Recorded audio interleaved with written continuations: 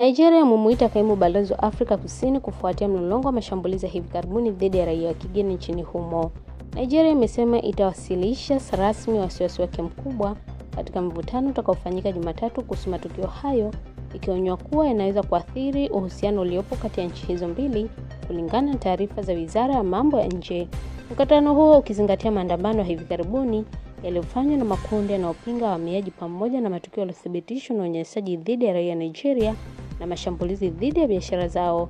Kwa mujibu wa vyombo vya habari vya ndani, takriban Nigeria wawili wa Ethiopia wanne wameuawa katika wiki za hivi karibuni, huku pia kulikuwa na mashambulizi dhidi ya raia wa nchi nyingine za Afrika.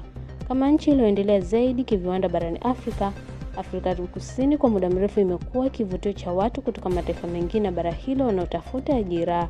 Rais wa nchi hiyo Cyril Ramaphosa amelaani mashambulizi hao, lakini amewatahadharisha raia wa kigeni kuheshimu sheria za nchi. Katika hotuba yake iliyopita ikiadhimisha uchaguzi wa kwanza kidemokrasia mwaka 1994, alikumbusha wa Afrika Kusini msaada waliopata kutoka nchi nyingine za Afrika katika mapambano dhidi ya mfumo wa kibaguzi. Hata hivyo, baadhi ya raia wa nchi hiyo wanashutumu wageni kwa kuishi nchini humo kinyume cha sheria, kuchukua ajira za wenyeji na kuwa wanajihusisha na uhalifu, hasa biashara za dawa za kulevya.